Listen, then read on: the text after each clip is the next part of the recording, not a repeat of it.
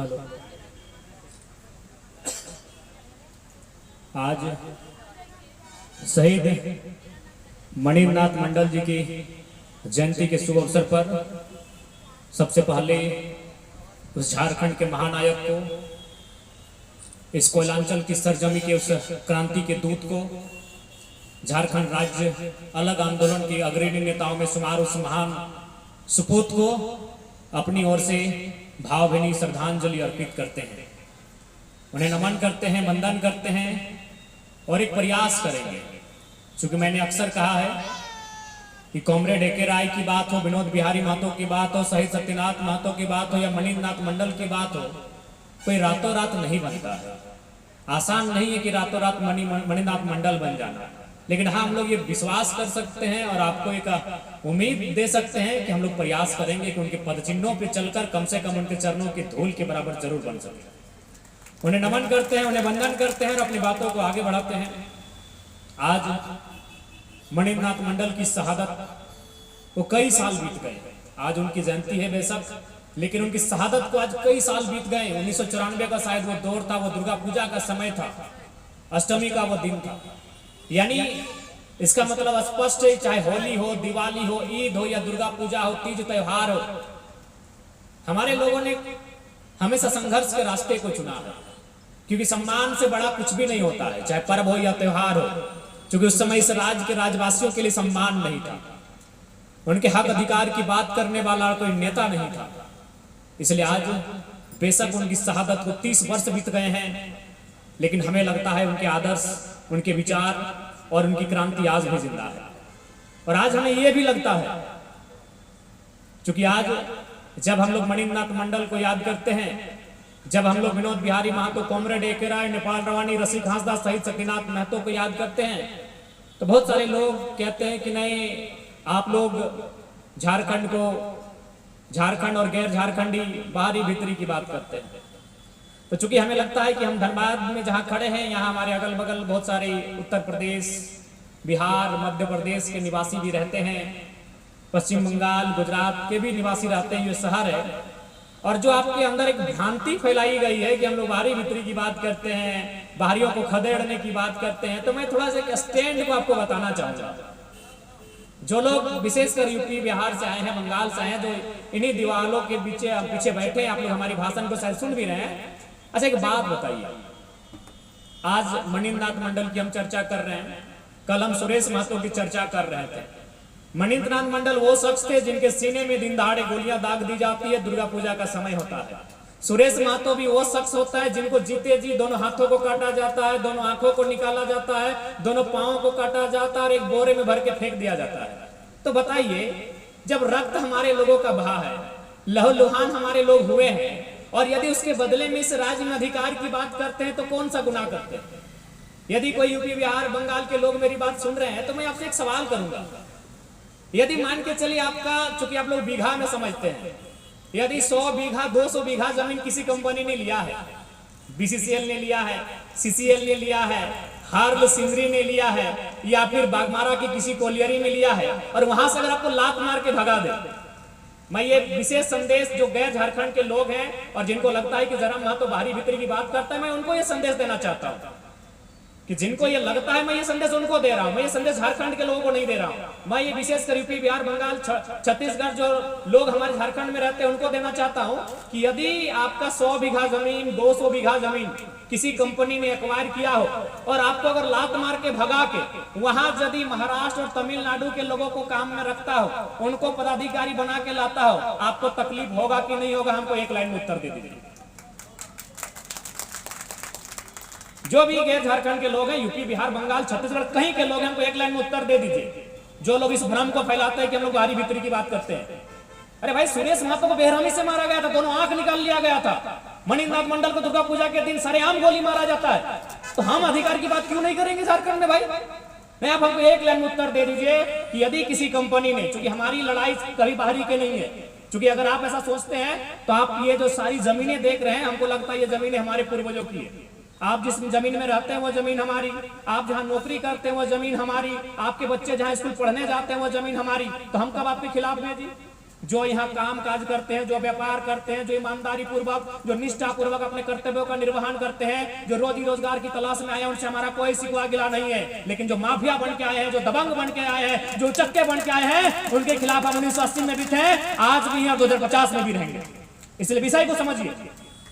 जो गैर झारखंड के लोग हैं वो विषय को समझिए कि विषय क्या है। हम बिल्कुल आप मेरे इस सवाल को उत्तर दे दीजिए। क्योंकि मध्य प्रदेश में भी सिंगरौली में एनसीएल है, नॉर्दर्न कोलफील्ड लिमिटेड।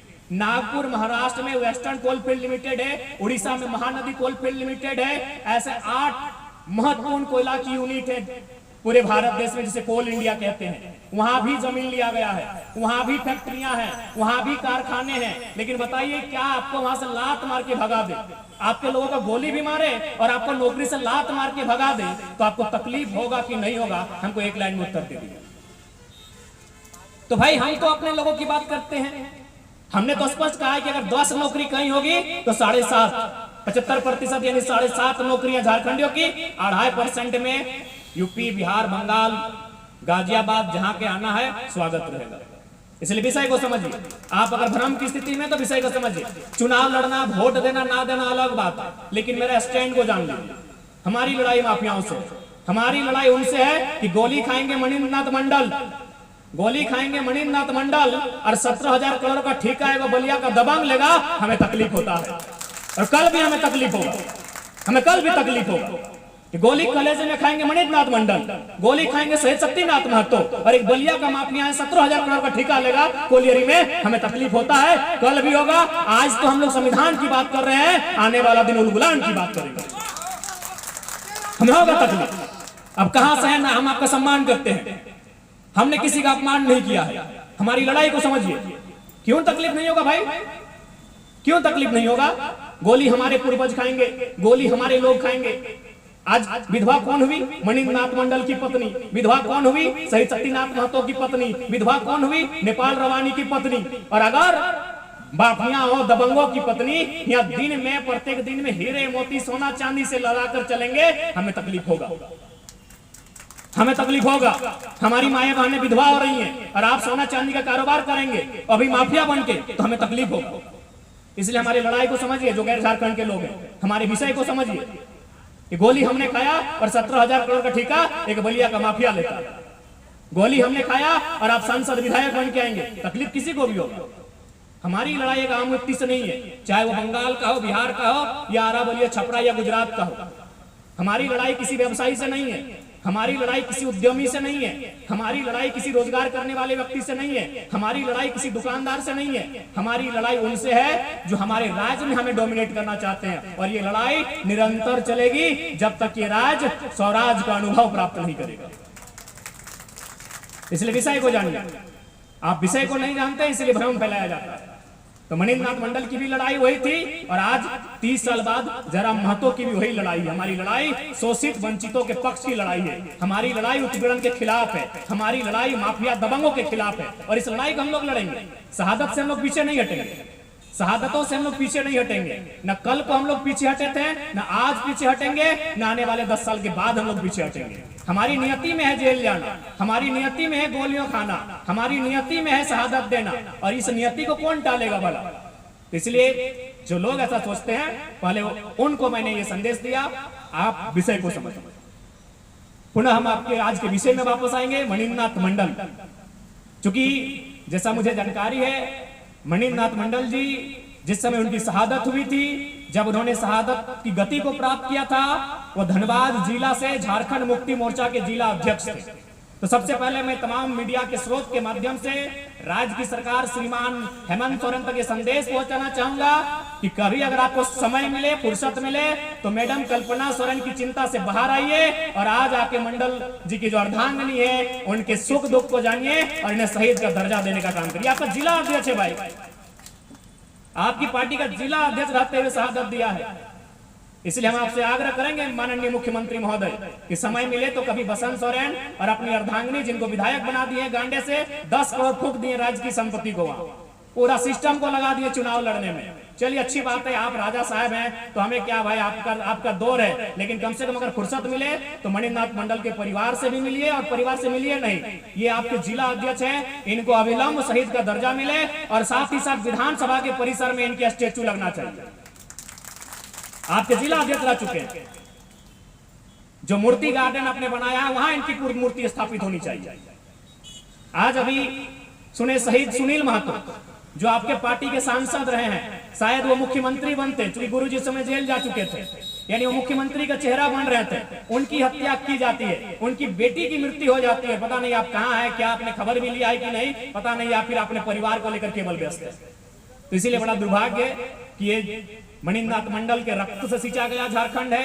ये तमाम विनोद बाबू के नेतृत्व का ये धरती है, जहां कॉमरेड ए.के. राय गुरु जी का ये दौर रहा है, उस दौर के मणिनाथ मंडल साथी रहे हैं। तो आज अगर इस मेहनत से अगर इस राज्य को सिंचा गया है, तो कम से कम इस राज्य को बनाया क्यों गया था, उस पर चिंतन मंथन करने की आवश्यकता है। इस राज्य का निर्माण केवल 81 विधायक अलग करने के लिए हमने नहीं बनाया था। इस राज्य का निर्माण केवल 14 लोकसभा का चुनाव, 14 मेंबर ऑफ पार्लियामेंट के लिए हमने अलग नहीं किया था। इस राज्य का निर्माण हमने 24 अलग डीसी बनाने के लिए नहीं किया था। इस राज्य का निर्माण हमने 3.5 करोड़ की जनमानस के लिए किया था। और आज ये 3.5 करोड़ जनमानस पलट के ये पूछ रहा है कि इस राज्य में हम हैं कहां, हमारी शिक्षा व्यवस्था क्या है, हमारी स्वास्थ्य व्यवस्था क्या है, हमारे रोजगार का दर क्या है, और हमारे जो इस राज्य का ग्रोथ है वो कहां है। तो आज इस राज्य के जनमानस 3.25 करोड़ से 3.5 करोड़ के आसपास जो हो चली है, आज ये सवाल कर रही है कि हमने 81 विधायक बनाने के लिए इस राज्य को अलग नहीं किया था। इसलिए आज हम ये संदेश देना चाहेंगे।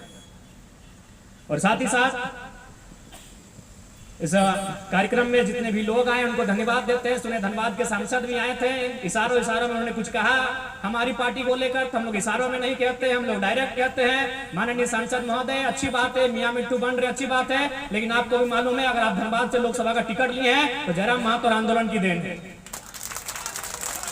क्योंकि आप राम भक्त हैं। जाइए राम की सौगंध खा के बोल दीजिए कि मेरा 1% भी योगदान नहीं है, क्योंकि ये 70 साल के इतिहास में आज तक कभी धनबाद के रैयत को टिकट मिला ही नहीं था। तो इसलिए आप अच्छी बात है, आप संसद में हैं, सुने आपकी सुरक्षा बढ़ गई है, भोकालबाजी कर रहे हैं, अच्छी बात है।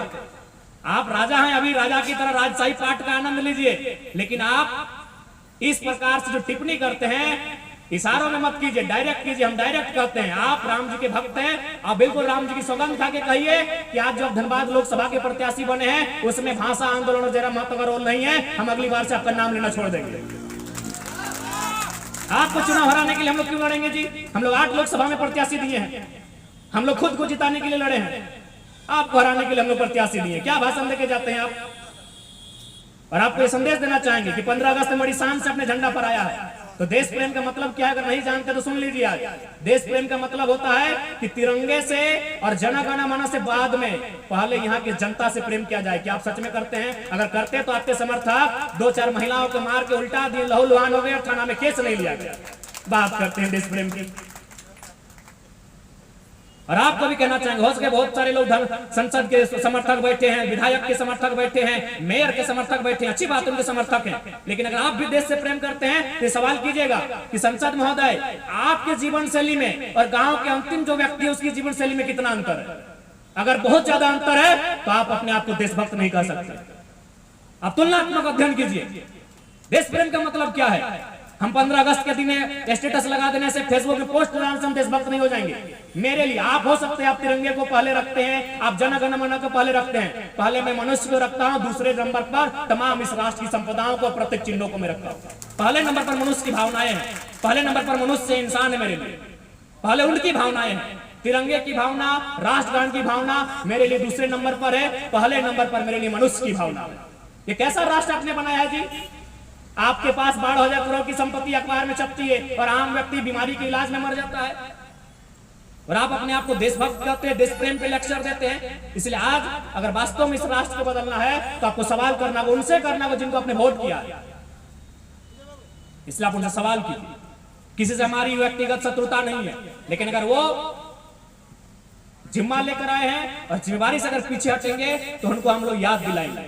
ये हम लोग का वचन है और उन्हें याद करना होगा, क्योंकि जनता ने आपको न्याय के लिए, जनता ने आपको उनकी दुविधा से दूर करने के लिए भेजा है। आपको अपने लोरी की संख्या बढ़ाने और कोलियरी के खदानों की संख्या बढ़ाने के लिए नहीं भेजा है।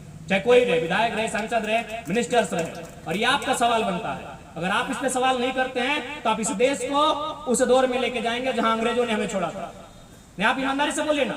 अगर आप ठीक है, आप ही लोग वोट दिए, बिल्कुल आप ही लोग वोट दिए, धनबाद के सांसद को भी, विधायक को भी दिए हैं, लेकिन अगर आप उनसे सवाल नहीं करते हैं तो आप यकीन मानिए इस देश को वहां लेके जाएंगे जहां आपने अंग्रेजों को छोड़ा था। अभी देखिए, एक मामूली कार्यकर्ता नेताजी का पटक के मार देता है, कोई एफआईआर नहीं होता है। क्यों? क्योंकि आपने लोकतंत्र के मूल्यों में होता है सवाल करना, आपने उनसे सवाल ही नहीं किया। आज राज्य में कहां सवाल हो रहा है? तो जयराम महतो से। कौन रंग का टी शर्ट पहन रहा है, कौन रंग का जूता पहन रहा है, अरे भाई हम लोग ना विधायक है ना सांसद है, और कहां सवाल हो रहा है? जयराम महतो से। सवाल जहां होना चाहिए वाजिब सवाल वहां कीजिए, नहीं तो आप इस देश की लोकतंत्र के मूल्यों को आप वहां लेकर जाएंगे जहां से अंग्रेज हमें छोड़ के गए। देख लीजिए, अब सीधा बात है, अगर मेरी लड़ाई राजकुमार मंडल से होगी तो बात बनेगा, एफआईआर भी लॉन्च हो जाएगा, डीसी भी एक्शन लेंगे, वीडियो भी एक्शन लेंगे। लेकिन आप ईमानदारी से कहिए, अगर राजकुमार मंडल या सुशील मंडल या दीपक रवानी या रिजवान साहब का अगर झगड़ा किसी सांसद के प्रत्याशी से, किसी सांसद के प्रतिनिधि से हो जाएगा, कहां एफआईआर लॉन्च होगा? हम किस देश का निर्माण कर रहे हैं? हम किस लोकतंत्र का निर्माण कर रहे हैं? ईमानदारी से आप जितने लोग बैठे वही लोग बताइए कि अगर हमारा सामना आमना किसी वीआईपी पर्सन से हो जाए तो क्या एफआईआर लॉन्च होगा? क्या एफआईआर लॉन्च होगा? नहीं होगा। क्यों? ना आपने सवाल नहीं किया, आपने केवल वोट दिया, आपने सवाल नहीं किया। जी नहीं, इसी मंच में आपने बुलाया, इसी मंच में 2 मिनट सवाल की कि इस विषय पे आपका क्या कहना है, चर्चा है, आपको सवाल का उत्तर देना होगा क्योंकि आप रिस्पॉन्सिबल जगह पर। आपने सवाल नहीं किया, इसीलिए भावनाओं भर के चुनाव जीत रहे हैं। कोई धर्म के नाम पे, कोई भूत के नाम पे, कोई भगवान के नाम पे, कोई पाकिस्तान के नाम पे, मुद्दों पे चुनाव लड़ने वाला कोई नहीं। इसलिए हम लोग एक नया शुरुआत करेंगे, चुनाव मुद्दों पे लड़ेंगे, और अगर आपको अच्छा लगे तो सपोर्ट करना है, नहीं लगे तो नहीं करना है। क्योंकि हम लोग राजनीति करना हमारी महत्वाकांक्षा नहीं, आकांक्षा है, महत्वाकांक्षा नहीं है। अगर महत्वाकांक्षा होती तो इनके साथ साथ हम भी संसद भवन में रहते और शपथ ले रहे होते। ऐसे भी देख रहे हैं, अब असम के सीएम डायरेक्ट बोलने लगे चाय में बैठे, तो सोचिए चर्चा हमारा कहां है। तो अगर जरा भी हमको अपने लिए कि नहीं सांसद विधायक बनना है तो असम के सीएम अब डायरेक्ट बोलने लगे कि जयराम से हम चाय पीना पसंद करेंगे। मामूली आदमी तो है नहीं भाई, असम का सीएम है, चाय पीने चाहते हैं हमसे, तो समझ लीजिए कि हम लोग का कद अभी कहां है। हाँ, आपके आशीर्वाद से ही है, आपके सहयोग से ही है। लेकिन अगर आज हम लोग विधायक संसद बनने की अगर महत्वाकांक्षा रखेंगे तो इस विधानसभा के चुनाव में आराम से 5 गो लड़का को हम विधायक बना के सदन में होंगे। लेकिन हम इस तरह तो बात नहीं कर पाएंगे, हम इस तरह सवाल तो नहीं कर पाएंगे, इस तरह हम उनसे हिसाब नहीं मांग पाएंगे। इसलिए हम चाहते हैं हम लोग स्वतंत्र होकर वहां जाए। अगर हम लोग सदन में जब भी जाए स्वतंत्र होकर जाए। इसलिए हम लोग का पार्टी का प्रोटोकॉल भी हम लोग कुछ नया बनाए हैं कि हमारी पार्टी से जो चुनाव लड़ेगा बाकायदा उसे लिख कर देना होगा कि अपने जिले के बाहर कहीं एक इंच जमीन नहीं खरीदेगा। आप अपने आप को कहते हैं गरीबों का मसीहा, और गरीबों का मसीहा बोलते बोलते पूरा राज्य में 5-5 एकड़ जमीन खरीद के बैठे हैं। वाह, ऐसा गरीब भाव कोई हम भगवान से प्रार्थना करते हैं, हर गरीब ऐसा ही। अभी भी बोल रहे मजदूरों का बेटा, और हर एक कॉलियर में 50% का पार्टनरशिप है, और अभी भी आप लोग मजदूरों का ही बेटा है। जो भी सांसद लोग हैं हर एक कॉलियर में 50% का पार्टनरशिप है, और अभी भी बोलते हैं मजदूर का बेटा है। हद है भाई, और लोग मान भी जाते हैं, उससे बड़ा हद है, लोग मान भी जाते हैं। इसलिए जो भी बात है, चाहे जयराम महतो को लेकर सोशल मीडिया में कुछ आए, चाहे विधायक को लेकर आए, या सांसद को लेकर आए, या मंत्री को लेकर आए, आप महात्मा बुद्ध क्या कहते थे कि किसी भी बात को इसलिए मत मानो कि ऐसा सदियों से होता आया है, किसी भी बात को इसलिए मत मानो कि बोलने वाला कोई महापुरुष है, किसी भी बात को इसलिए मत मानो कि बोलने वाला बहुत ही विद्वान है। उस बात को अपने विवेक की कसौटी पे तोलो, उसके बाद मानो कि हाँ ये बात मानने लायक है कि नहीं। जैसे धर्म की बातें करें, धर्म 1000 साल पहले उनकी किताब है, 2000 साल 4000 साल पुरानी किताबें हैं। उनको मालूम था कि मोबाइल आएगा, उनको मालूम था कि इंडिया डिजिटल होगा, उनको मालूम था भाई। आज से पहले जिन धार्मिक ग्रंथों को लिखा गया है, क्या किसी में माइक्रोफोन का, किसी में मोबाइल का, किसी में एंड्रॉइड का, किसी में एप्पल का जिक्र है भैया?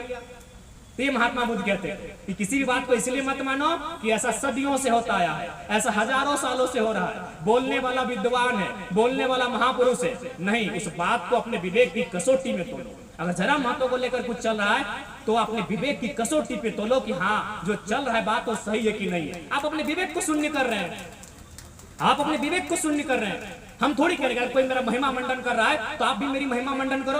आप अपने विवेक की कसौटी पे तराजू पे तोलो कि हाँ जो हो रहा है उसमें सत्यता कितनी है। आज जो विधायक सांसद बोल रहे हैं हम गरीब का बेटा है, गरीब का बेटा है, गरीब का जितना बड़ा भैयार खेत नहीं उनका बाथरूम है और आप बोल रहे हैं हाँ है। आप अपने विवेक को शून्य क्यों कर रहे हैं? मेरा ये सवाल है। वोट दीजिए उन्हीं को दीजिए ना भाई। हम लोग हैसियत भी नहीं एक बूथ में 20,000 दे पाएंगे। सुने हम लोग एक 10,000 दिया था, देखो 20,000 दिया था। वोट उसी को दीजिए। लेकिन जो चीजें छनकर आ रही है उनको अपने विवेक की कसौटी में क्यों नहीं तोल रहे हैं? मणिन्द्रनाथ बाबू को केवल माला चढ़ाने से उनकी आत्मा को शांति नहीं मिलेगी। मणिन्द्रनाथ बाबू का विचार था शराब नहीं। आज सभी सांसद विधायक शराब दे के चुनाव लड़ते हैं। केवल इनको माला चढ़ाने से उनका विचार नहीं होगा। लीजिए जरा मातो डंके की चोट पे कह रहा है यदि भविष्य में कोई मेरे दल से अगर शराब दे के वोट लेगा पहला थप्पड़ खींच के दीजिएगा, वोट भी नहीं दीजिएगा। अगर किसी नेता में हिम्मत है तो आके कहे मेरे नाम से भी मेरे कार्यकर्ता मणिन्द्रनाथ मंडल को मानेंगे, उनके विचार को नहीं मानेंगे तो क्या फायदा माला चढ़ने का। लीजिए हम एक विचार उनका वचन देके जा रहे हैं। मणिन्द्रनाथ मंडल शराब के खिलाफ थे, हम एक विचार उनका अमल करके जाते हैं कि मेरे राजनीतिक दल से 2024 के चुनाव में विधानसभा में चाहे डुमरी रहे, चाहे टुंडी रहे, या सिंगरी रहे, या धनबाद झरिया रहे, अगर एक बूंद भी कोई शराब पिला के वोट मांगता है पहले थप्पड़ खींच के मारेगा और मेरी पार्टी को वोट मत कीजिएगा। फिर कोई नेता सामने लाइए। आज जयराम महतो सिंह का हालत इसीलिए खराब है, इसीलिए इनकी पतलून उतर रही है कि ये नए आइडिया के साथ आया है। बिल्कुल हम लोग घोषणा पत्र में लिखवाएंगे अगर आपका आपके जिला से बाहर जमीन होगा अगले बार आप हमारे प्रत्याशी नहीं होंगे। अभी आपका जहां नो मैटर, अभी आप बिजनेसमैन, हमको कोई मैटर नहीं है। हमारे पार्टी में आने के बाद, विधायक संसद बनने के बाद आपको, चूंकि हम लोग विकेंद्रीकरण के पक्षधर हैं, हम लोग ये भी लिखवाएंगे कि आपके ब्लड रिलेशन में किसी को चुनाव भविष्य में नहीं लड़ाएंगे। ऐसे अभी आते सांसद बने, अब भाई को शुरू कर दिए विधायक बनाने की तैयारी। सामाजिक न्याय की बात करते हैं, गरीबों की बात करते हैं। बना अभी लोग गरीब हैं, बाकी लोग तो कुबेर के घर से आया है, बाकी लोग तो कुबेर की संतान है ना। आप ही लोग गरीब हैं, किए कि नहीं? चर्चा शुरू हो गया ना सांसद। अब चलिए भाई को आप अपने घर में किसी को विधायक। और फिर सबसे ताजुब जनता का, उनकी मेंटेलिटी का है। और जनता कहेगी कि देश में बदलाव नहीं होता है, बदलाव के लिए तैयार नहीं है। आप पहले अपने आप से पूछिए कि आप कितना बदलाव के लिए तैयार है, कितना बदलाव के लिए तैयार है। आप अपने आप से पूछिए, आप स्वयं बदलाव के लिए तैयार नहीं है। आप बदलना ही नहीं चाहते हैं, आप उन्हीं चीजों को दोहराना चाहते हैं।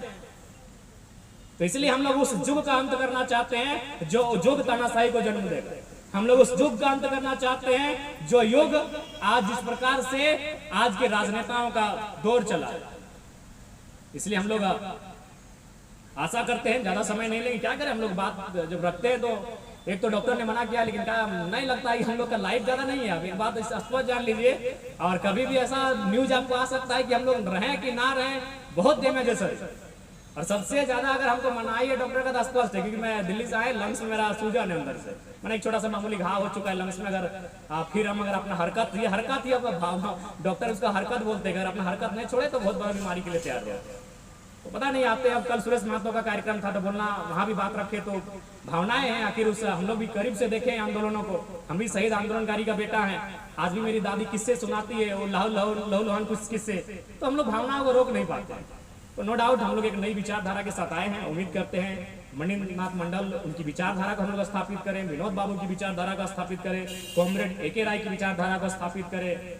हम लोग एक प्रयास करेंगे। हमने बार बार कहा और फिर कहेंगे कि उनके जैसा बनना आसान नहीं है, लेकिन इसका मतलब ये नहीं कि हम प्रयास ना करें। हम प्रयास करने आए हैं, हम प्रयास करेंगे। अब देखते हैं उस प्रयास को परिणाम क्या मिलता है कि नहीं मिलता है, ये तो वो जाने जिसने इस संसार को बनाया, जिसने हमें बनाया है और हमें यहाँ तक लेके आए हैं। बाकी पुनः मणिन्द्रनाथ मंडल को नमन करते हैं, वंदन करते हैं। आज उनकी शहादत बेकार ना जाए, हम लोग प्रयास करेंगे इस राज्य में एक नई शुरुआत करने का। और लोकसभा के चुनाव से एक बढ़िया शुरुआत भी हुआ है। जनता ने हम लोग को अच्छा आशीर्वाद दिया है। 8.5 लाख वोट मायने हैं। पूरे भारत देश के इतिहास में ऐसा अवसर आया है कि इंडिपेंडेंट कैंडिडेटों को इतना वोट मिला है, अभी सामूहिक रूप से।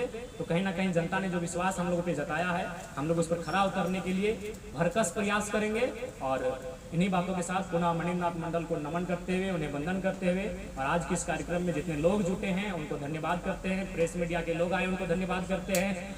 जितने पुलिस के जवान आए उनको धन्यवाद करते हैं। हमारे जितने समिति के लोग हैं इस कार्यक्रम के, उनको धन्यवाद करते हैं। और जो भी लोग छत से, दीवार से, दुकान से, मकान से, जहाँ से सुन रहे हैं, जिनके जिनके कानों तक मेरी आवाज़ जा रही है, चाहे कि टपरी से, पान की गुमटी से, जहां से हमको जैसा सुन रहे हैं, उन सभी का धन्यवाद कि कम से कम आप सुन तो रहे हैं। शहीद मणिनाथ मंडल को